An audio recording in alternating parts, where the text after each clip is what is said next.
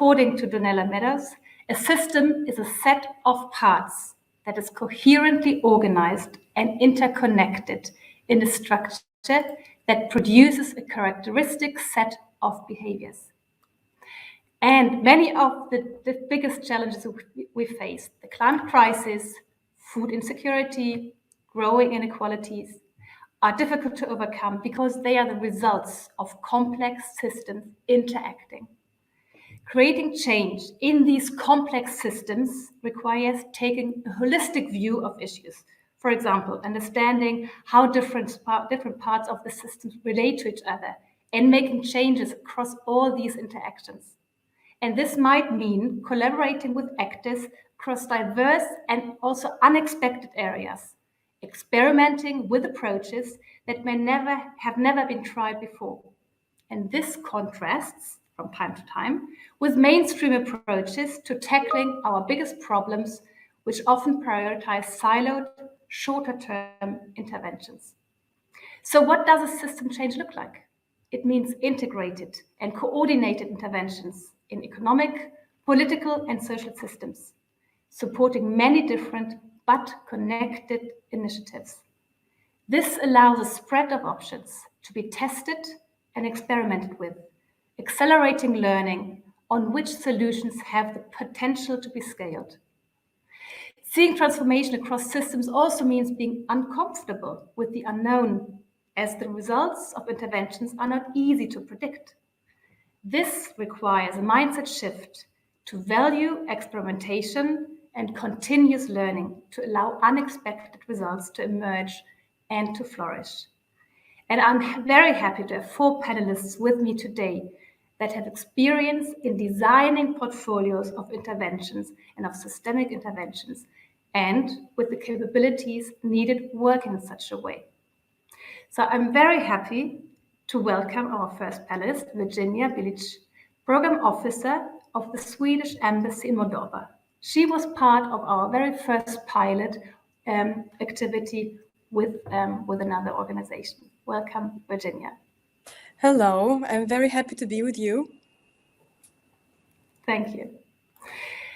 And then I would also like to welcome Stephen Gray. He's an advisor, a mentor, researcher, and author specializing in peace building and systems change at the Institute of Development Studies. Welcome, Stephen. Hi, everybody. As a third speaker, I would like to welcome my colleague, Sola Sovoniasdottir. She's Learning Services Orchestrator at Climate-KIC. Hi, Sola.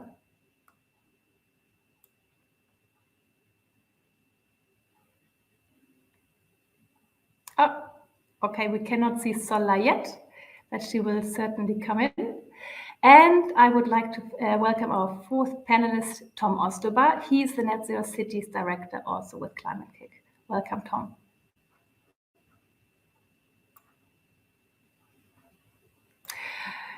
Great to have you here on board. So I will start with my very first question to Virginia. What is a portfolio of interventions and what is the benefit of it? Yeah, so you just mentioned about interconnected actions, and a portfolio of intervention is exactly that. It's a portfolio of interconnected projects or actions, activities that are all working towards one intent.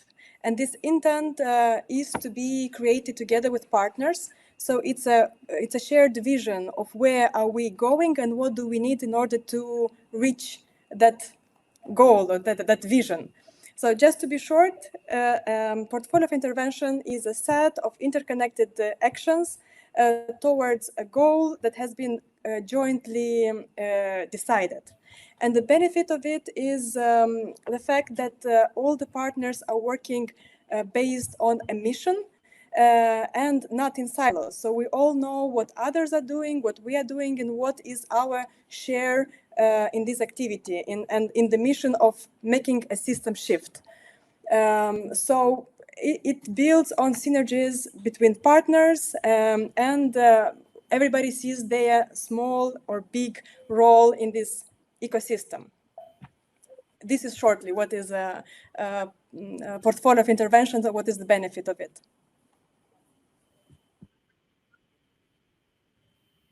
Thank you, Virginia. Stephen, what is, or how are you perceiving systems innovation for catalyzing change? So I think building on Virginia's comments, I think one first step in how you see systems change is understanding that because these are inherently collective action problems, you need ways in which people start to understand the system in similar ways. They might never have the same view, but they might identify a similar long-term goal. And with that process of building a collective understanding, you then have a foundation for collaborative action. So what we do is we engage in participatory forms of research and analysis, and then do systems mapping. And on that basis, you identify shared theories of change, and you can take collaborative action together. And there's a lot more to say about how you do that and what the experimentation part is, and maybe we can come back to that. Thank you, Steve. Yes, indeed, I think everybody would be very curious to hear how you do this. But before we go to this, I would like to ask my colleague Sola, what is a portfolio of intervention? What is the benefit of it, specifically with a lens on kind of the work we are doing in Climate-KIC?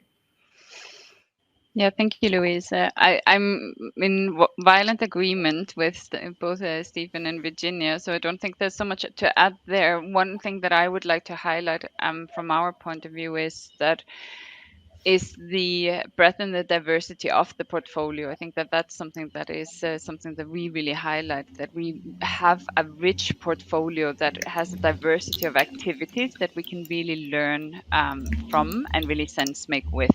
So that's something that is so important for us in terms of positioning and creating that richness in the portfolio.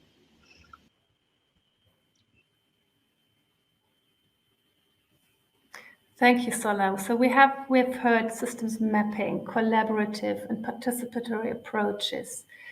Tom, in kind of from your experience, what is the benefit of the portfolio of interventions?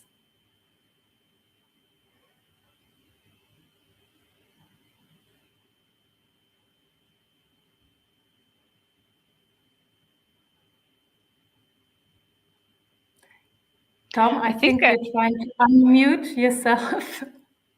I think that Tom might be having some problems here with the tech.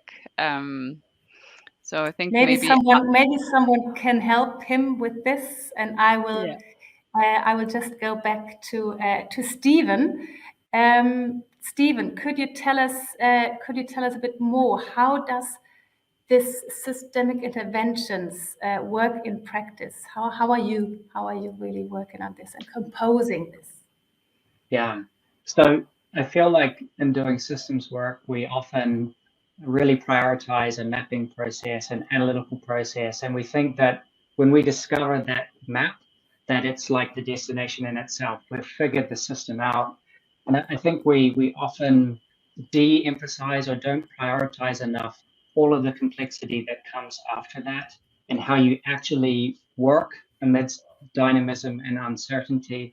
So in doing that, it's about recognizing that your theory of change or your plan is most definitely wrong, but it's still worth trying and understanding what are our assumptions and working with it. So the way that we do that is through action research. So we set up quite small action research groups, 6 to 8 people that have developed a participatory theory of change. And in our context that we're working, they're contexts of violence, insecurity, human rights abuses, illicit economies. So these are the kind of topics that we are working on. And what these groups do is they prototype or they implement their solutions to the problems, and then they test that with much larger groups of people. So groups of 30 to 40 stakeholders, and the diversity of those stakeholders are important because you want the system to be in the room. So if you're talking about illicit economies, drug trades, combating drug abuse, you're talking about drug users, public health officials, police, all different parts of that system, and you're sharing your prototype with them and saying, this is what we plan to do, these are the actions that we're taking. And that's where you are testing ideas, but you're also encountering pushback, power challenges. You're seeing maybe that you can draw in more resources from the system, so you can scale it, you can grow participation, and critically, and this is something that I think we could come back to as well, you're understanding how to take this into an institutional setting, because most of the systems change efforts that we're talking about involve at some level national or international policies, norms, and frameworks. And you can start from that point, and maybe some of my colleagues here do, but we don't. We start at the citizen level. So we need to make that connection between what citizens want and what states and the international system is doing. Thanks, Stephen. Maybe Virginia, can you respond to this from kind of with this institutional lens? Yes, what we have been doing together with Climate-KIC, we had a very, very nicely facilitated process where we could map together with our partners all the processes and all together understand what are the bottlenecks. And sometimes they were not that obvious what those bottlenecks are and what actually impedes our partner to reach their goals. So that was a very useful exercise. And then we could also see who can support with deblocking that bottlenecks. And then we realized that it's not only kind of development cooperation work that has to be done or kind of projects to be promoted in that areas, but sometimes it is a normative dialogue, sometimes it's a political dialogue that actually can enable and deblock those processes. And this is where I think to have things institutionalized is a kind of a sign that those institutions do adjust to the real needs on the ground. And that is, I think, a sign of a system shift, maybe a small one, but it shows that the system is somehow moving or growing or reshaping. And this is a very important sign of success.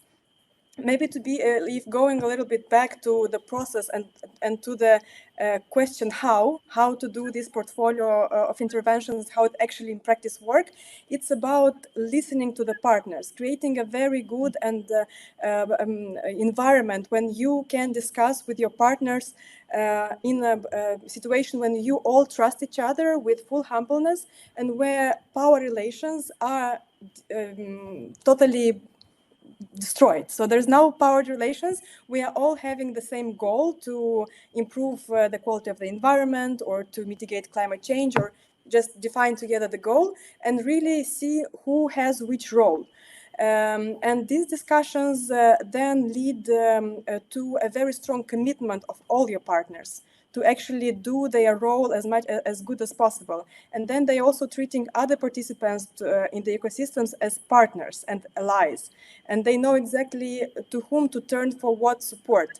And then you see that it actually this ecosystem work as a whole, rather than seeing different boxes with people working towards their indicators and target in outputs and so on. So you see it as an organism that works towards something that has been jointly decided upon. So maybe just to summarize the key things, it's about debusting power relations, no power relations, a lot of humbleness and trust among partners, and a lot of listening among partners, just to listen what are their issues to be done. And then discussing it all together, and then also decision makers are having a lot of inputs from from many directions, what needs to be changed. And that creates actually also contributes to a systemic change. Mm-hmm. Thanks, Virginia. That's really interesting. I'm curious if you could share, maybe Sola, you could start with this, share very practical examples how this is working and how is this also work? How are we? How is the facilitation of this working? Yeah, I think that there are many examples to draw from, and I'm pretty sure that Virginia and Stephen can also come in with examples here. I think that for us, one of the biggest first steps, as has been mentioned here, is to really cultivate and work on the shared intent and understand where our where we have something in common that we actually want to explore, with that humbleness and the curiosity. And I think for me, I mean, now this is of course something in my perspective, but here it is, I think, crucial to really dive into what is the capability of everyone involved, and how do they understand both to hold the knowing very lightly, as Stephen mentioned. Of course, we want to know, but we also want to make sure that we, in the first steps of any type of cultivation of a portfolio, hold it really lightly in terms of what is it that we know. We want to be clear on the intent, but we want to give that space for the exploration of what could be then within, in this case, a portfolio of experimentation. And from there on, we have done this across different ecosystems, where we've then worked as an example for on a country level with specific stakeholders that have a shared intention of wanting something to happen. And then we have worked with them in terms of what is it that already now exists that could be a backbone of that potential portfolio, but where are also those gaps in terms of diversity of that portfolio, where we would want to dial up experimentation. And then from there, you start building or composing a portfolio of what we call interventions, so experiments or things that you want to play with to then match your shared intent. And there, as an example, we have then, within specific country activities that have focused on environmental settings, we've then put some things that have to do with perhaps some interventions related to the financial system and others in around portfolio. We then come together regularly to see how are those experimentations, what is happening, what are we learning in each one of those experimentations in relation to our shared intent, but also then looking through those and bringing all of those experiments together and see what are we actually learning and understanding through all of these experimentations, where potentially should we pull back and where should we go forth with further experimentation. This we have done in certain country specific ecosystems, but this applies of course and can also apply in different sectors, or indeed, as Stephen said, also around specific where you're tackling a specific challenge.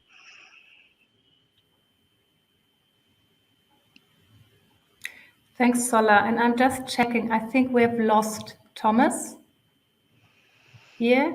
Otherwise, we would be able to see him. Okay. Then Stephen, could you give an example how you and your organization are facilitating such processes? I can.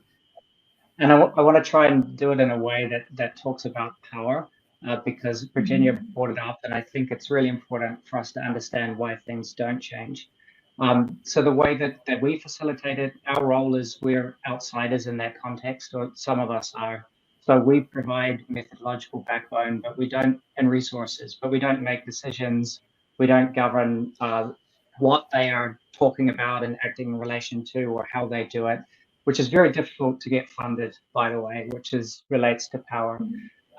So by setting up these action research processes, the people from the areas in which we're working, so it's Colombia and Myanmar are the two main countries, and they are over a 1.5, 2-year process conducting these experiments and scaling them to thousands, tens of thousands of people, and they're trying to connect with a macro political framework. So they're trying to change policy. They're trying to implement a peace process. So it's a bottom-up systems change process, but hopefully it's integrated.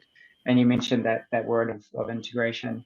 The power question comes into it because I think if we try to wonder why systems aren't changing the way that we want them to, it's because one answer to that is because powered interests are quite happy with the status quo. Even if it's not serving humanity collectively, it's serving their agendas. And those interests are sometimes obvious, but they're very often hidden and unstated. And even good, what ostensibly look like good actors and that say the right things, sometimes or often have hidden interests that they actually don't want to change. So what we encounter from, let's say, civil society level all the time and working with states, with governments or with international donors, is that it's okay for us to work in relation to certain topics in certain places and with certain actors. But there's red lines that we cannot go outside of because that is not in their interest. So we can't work with non-state actors. We can't work in relation to gold mining or jade because that provides a lot of income to the states and the places that we work. So those are power questions, and the only way that we can change the system is by challenging that power. So then the question becomes, where does our power come from? Because I think whether we're talking peace and conflict or we're talking climate, institutions are out of step with what people are asking for. So we need to find ways to grow people power, I think, to challenge these institutions to respond more quickly than they are. Thanks, thank you, Stephen. And I'm really wondering how does this kind of how do you experience this, Virginia, from kind of also sitting at the other side, rather, if you are challenged by a bottom-up approach? Well, Moldova is not a very big country, and people know each other, and also it's also economically not very well developed in such a way that there are no very huge economic interests that would impede a proper environmental protection policy. And we had the experience of having partners representing at that time civil society that were part of the systems thinking workshops that later became ministers and state secretary. And they were definitely also promoting the same big vision for Moldova that was also discussed during our workshops.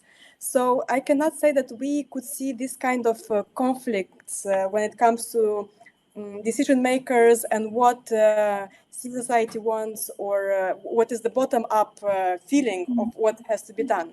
I cannot say that in our case it was a conflict. It was quite easy from this point of view. What was really important to discuss the bottlenecks. That was, in our specific case, was the most important thing to shed light on, to see what are the bottlenecks and to reveal the system to itself, as we also discussed during the workshop. It's about seeing the system, seeing yourself in the system, and really assuming your role and your mission. And not just having some punctual interventions or what you can do, or it's easy to report on. Really assume what is your mission and what is your role in the system. So in our particular case, we did not have a lot of resistance. In our case, it was the power, when I was speaking of power in our specific case, was the fact that sometimes our partners tend to incline on the to do what would be the recommendations to be done, rather than really looking into the systems by themselves and answering honestly the question, what is to be done? Because this is the expertise that we need. We need the expertise from our partners because they are the experts that are working daily on the bottom, like on the grassroots level. And we need their expertise, and we need them to tell us what has to be done. Rather than imposing a donor vision on what needs to be done in one country to another, because we just need to see where we meet, where is that area where our interests meet, and for that we need an honest discussion and a very relaxed and trustful environment to harvest on those ideas and on those understanding of what the needs are. Thank you, Virginia. And you mentioned that some of the people have already experienced this. So my question to you, Sola, what capabilities are needed to be in such a process? What is important to keep in mind, and what is also challenging? I think linking back to what both Stephen and Virginia have shared here, I think that they're shedding a light on something that is indeed very challenging here. One thing is to be aware of your own power and be aware of your own discomfort with challenging the status quo, discomfort with perhaps your own personal preference of actually keeping things clean, because these things can also get messy, and human processes are messy, and we tend to try to seek back to our comfort zone, and this is where we're really explicitly trying to do something different. So I think making your own discomfort explicit is a massive thing in here. And in terms of sort of back to what Stephen said about action learning, to have an experience, you must to be really to lean into the experience and be in it, and then be able to reflect upon it, and need to give yourself enough space to be able to reflect on. So for me, the key capabilities to cultivate is to, it sounds cheesy, but in some way it is courage. It's those being able to actively listen, be able to make it explicit what it is that you are standing for, being able to see the system and be curious about the pattern recognition, but also hold that lightly enough that you are able to let go of it, because a new reality will then emerge again and again. So and these are all muscles that we actively need to work on.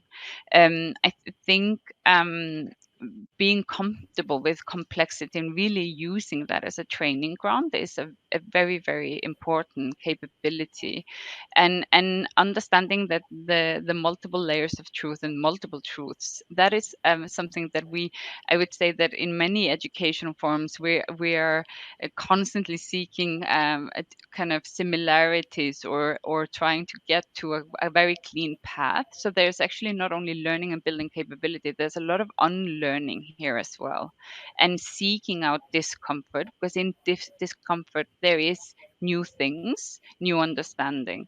So having that tolerance and developing that tolerance for what I said here, I think for me are key components. And also realizing, I think one of the things that we have been really working with, we've actually been working with Virginia and others as well, is to understand the practice element of this. This is, you don't develop and then 2 years you're done. It's a continuous process, and that can sometimes rhyme or be quite difficult in societies like ours that actually want you to complete a certain education and then be done with it. Working in systemic ways is a lifelong practice. And that is important, that we also get funders and actors on board with. But I'm curious to hear others' perspectives on this as well. Yes, thank you, Sola. And kind of working it is, or perceiving this as a lifelong practice requires also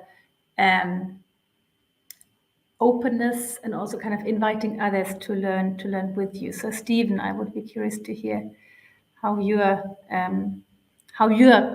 working on these habits in your projects.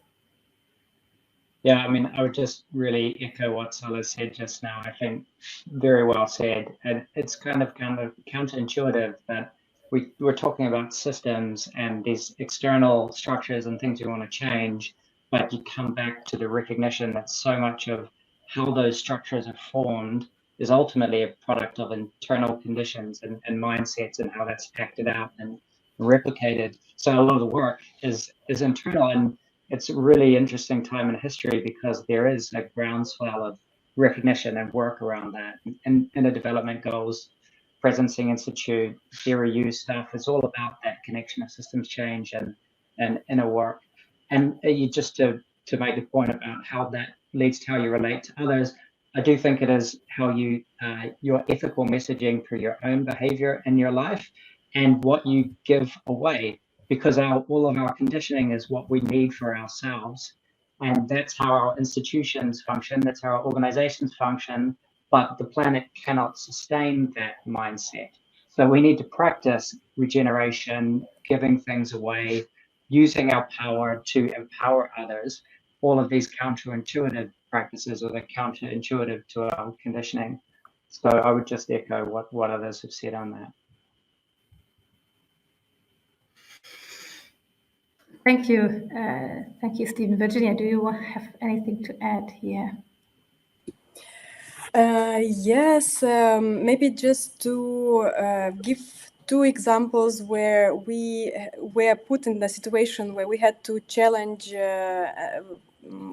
We had to challenge our views and things that we are used to do, kind of our mindset, with the fact that we had to stay in the problem zone without jumping to solutions. Like I'm saying, like now something very, very concrete, like exercise that we've been doing. And that actually is not that easy, because you tend to solve the problem or kind of find a solution or pretend that you know the solution and just to have it done. And we were challenged to sit a lot of time in problem spaces and just facing this discomfort and really analyzing that space from many points of view, from different angles, zooming in and zooming out. At the end, it helped us understand that problem space, not only from a superficial dimension, but actually all the dimension of it to be integrated into what we want to do. And again, seeing everybody's part in it and who can do what.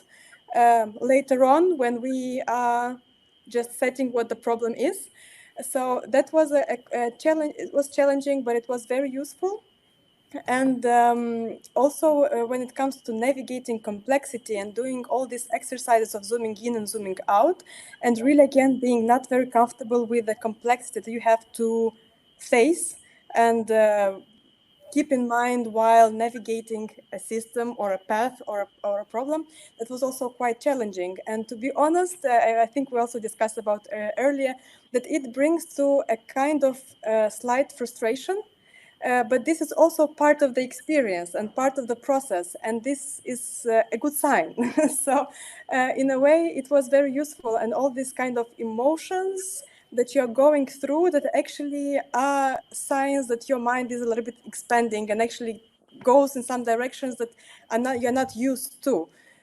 So I would just take this possibility and thank again Climate-KIC and Sola and Ina for all the support and all for all these challenges that we went through, and we see that we actually needed them so badly at that time, and we still are trying to do this and kind of challenge us into these spaces that are quite can be a bit frustrating, but on the long run they are doing quite good for the whole system. Thank you, Virginia. And we're before I hand over to Stephanie, one very last thing. We were talking about practicing the muscle, but when do you see, or when do you perceive a portfolio composition process to be finished? And how do you then measure the impact? Stephen, from your experience. Thanks for asking that small question to me. I think that in terms of how you measure system health, I don't know how well this has been cracked by anybody, but if you're taking a portfolio approach to systems change, then you're wanting to see an impact on the emergent behavior of that system, right? So you're wanting to have an indicator which is sensing in the system, not how well did my intervention work, but how has that managed to affect emergent properties. And you can do that with biological health, right? You can measure the temperature of a patient, and you can try different interventions, for example. But how do you do that with socio-political systems? With climate systems, if you're looking at the temperature of the planet, that's the macro indicator that we're talking about. But you need to be orders of magnitude before that to see if your interventions are working. So I don't actually know how you do that. We have tried at a small scale in what we do with understanding perceptions within bounded geographic areas of how fearful people are feeling because it's a conflict zone, and we want the work to have a relieving impact on people's felt sense of fear. So that's one approach that we've tried, but it's going to be very context specific to the system that you're working on. And I think that's difficult to do. Mm-hmm. Sola, do you have any suggestions? When, well, maybe when to stop such a process, or how to then continue? I think it's a very interesting question, and I agree with Stephen here that I think there's a lot more to be unfolded and explored here, and that is something that we are for sure very motivated to do and would like to do with other organizations that are diving in here, because there are multiple ways here to approach this. From one sense, I would say never, because you are always wanting to continue to at least shift. I don't really want to say improve, but you want to shift, and you want to try to continue to shift something to a different way, to a certain thrivability. That doesn't mean that you are going to be sticking in the same intent or the same exploration across that. I think you always need to go back to what is the intent that you started with, and where do you stand in relation to that. I think what is really important here is to not get stuck necessarily in a certain starting point and an end point, but actually look at the intent and see, is there still need to explore around this intent? Are we still needing to discover more things? And I think that in terms of that, have we generated the intelligence that we actually set out and wanted to get from this portfolio action, or from this sort of composition that we intended to put in? I think, and if we are not gaining those insights anymore, or gaining those sort of arguments for better decision making, or we're not seeing those kind of the richness, then perhaps there is an indication that we should be shifting our intent to something different. But I am of the opinion that we should never lose the curiosity of how we can shift systems. That's also how I think we can understand them. And then it comes back to what Stephen also mentioned earlier around the financial infrastructure for these this type of work, or the impact evaluation of this type of work. This is where we also need to change our kind of construct of what is good to finance in terms of that. We're looking at much longer timelines in most levels, and we also need to play a little bit here with our tolerance of experiments. And I think that that's something that is also important here. That not if you are working in a portfolio logic and you have a wealth of experiments, not everything will be successful. And that is an interesting tolerance building as well, that I think we need to cultivate and invest in. Thank you, Sola. And I think seeing Samantha here is also an indication that we have to wrap up this session. And actually, I have a small surprise for you. Tom is with us, and he would like to bring really concrete insights of the Net Zero City work. So, Tom, please join us. Great that you're back, Tom. Oh, I don't think we can see him now. He's coming.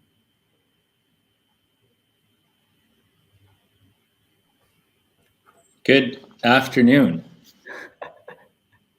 This has been an adventure. I was able to hear everything, but there's something going on in the browser.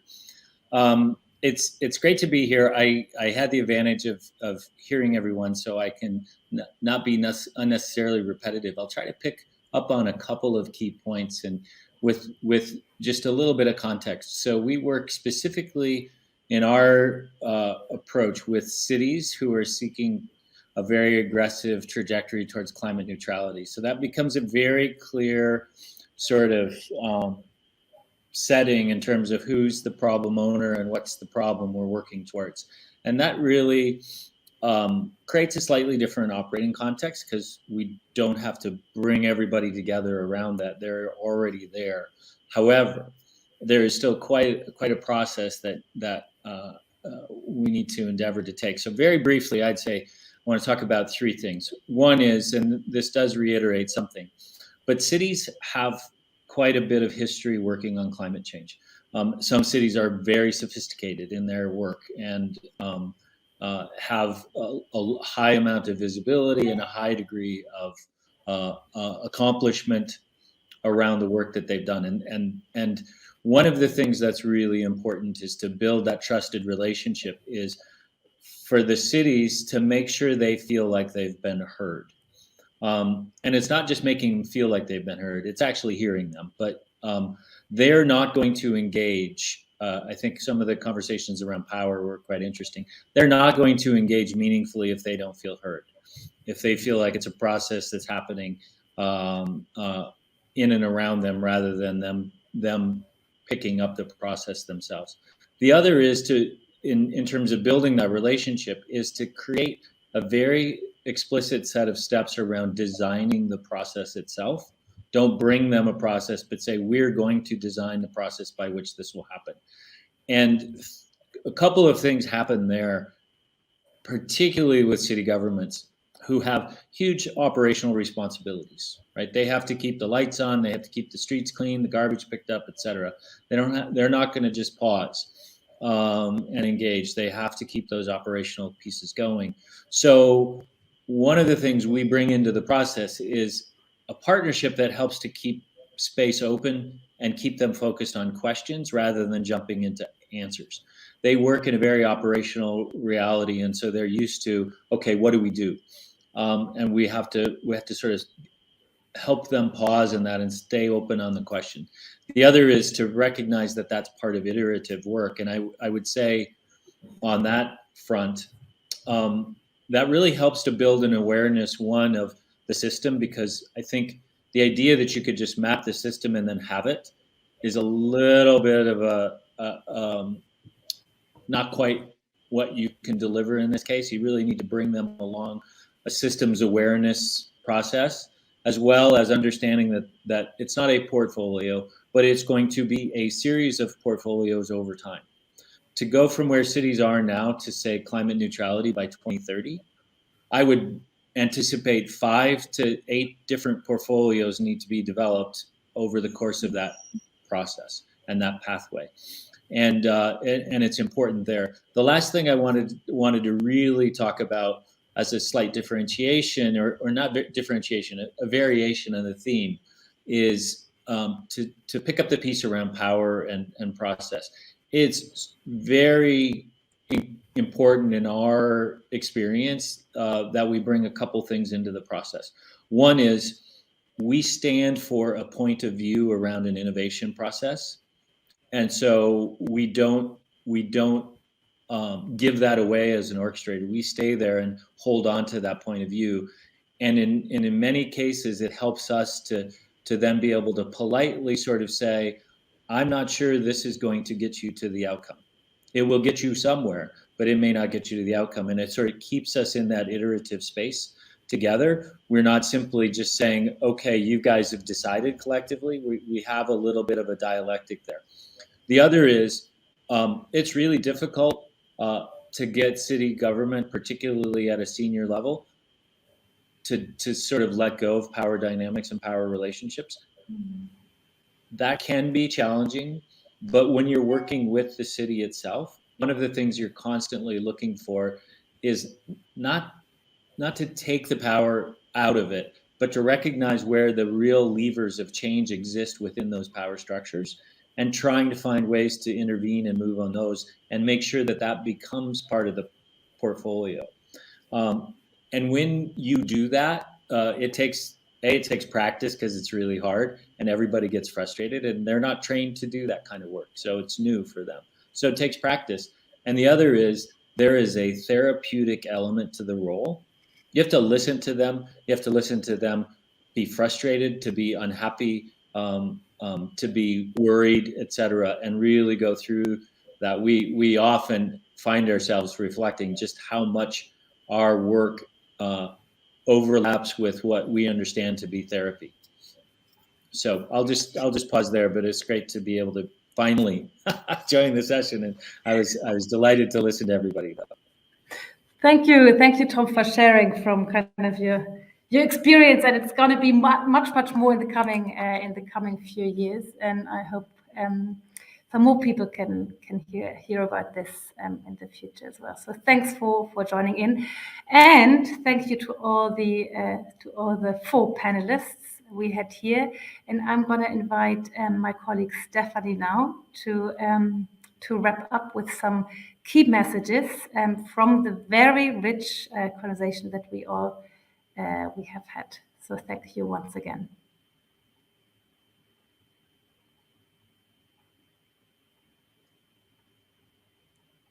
Thanks, Louisa, for that really great moderation, a very enriching session.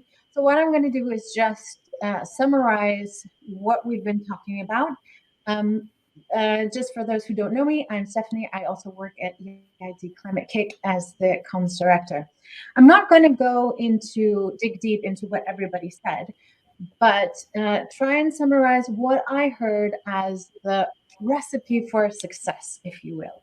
How do we make systems, innovations, interventions, and experiments successful? So what I heard is that complex systems require, obviously, radical collaboration. And one of the things that seems to be absolutely necessary for this radical collaboration is a shared vision. We heard it again and again from every one of our participants that the people participating in this radical collaboration need a foundation upon which to act, a foundation for collective action. And that seems to be a shared vision. We've heard it in different ways: a shared vision, a shared theory of change, intent, shared intent.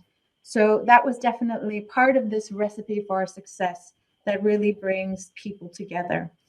Another element that I heard as a recipe for success to making a portfolio approach work is diversity. It wasn't mentioned maybe as often as shared intent, but we did definitely hear that the breadth and diversity, a rich portfolio from which we can learn, a diversity in participants, in partners, that we can learn from each other. Stephen said this in a very nice way, is to really have everyone represented in the room. You want the system represented in the room. So second point to make your systems interventions successful is to have diversity.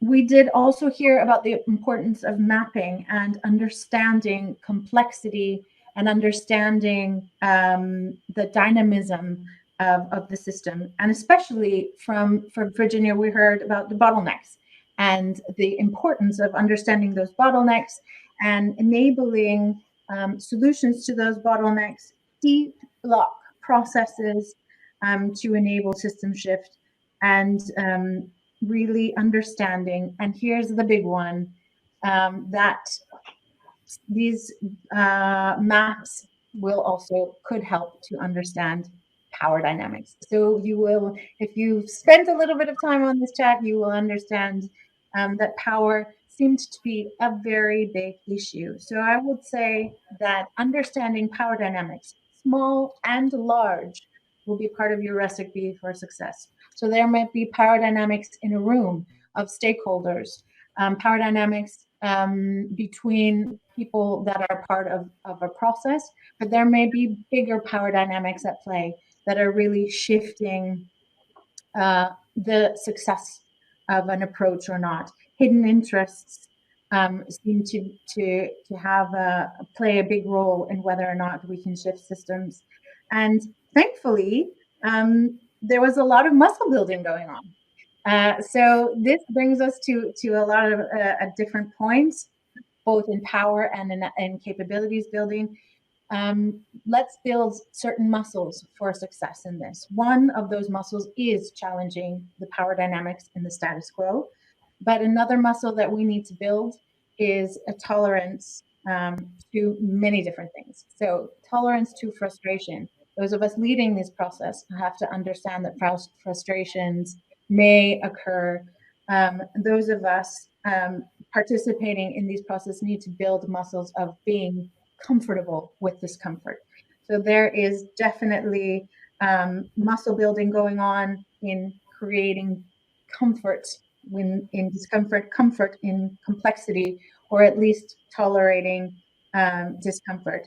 The other thing that I think when we're talking about muscle building that came up is this idea of lifelong practice, the idea of unlearning patterns that we're used to, unlearning how to go straight from problems to solutions. There is definitely work to be done when creating systems interventions in unlearning and creating new ways of working. So there's a lot of muscle building going on that requires courageous people who really need to listen to each other. And that, I think, brings me to one of my last points, is that I did hear quite a bit over and over again this idea of listening to one another, of listening and really co-creating together, of building trust. Trust was an element that did come up quite a bit, and opening space for working in these diverse portfolios, listening not only to the experts and feeling comfortable with being an expert or being asked to be an expert, but also listening to the frustrations that may come up. These are obviously emotional processes that require us all to unlearn some of our patterns. So listening to our partners, to our colleagues, opening up the space for that discomfort will make your systems interventions much more successful. That's it from our side. Thanks for the unbelievably rich conversation, for leading that, Louisa. And thank you, Stephanie, for this great wrap up. I think you beautifully summed it all up. So thanks a lot, Stephanie. And I'm handing now back over to Sam to close the session.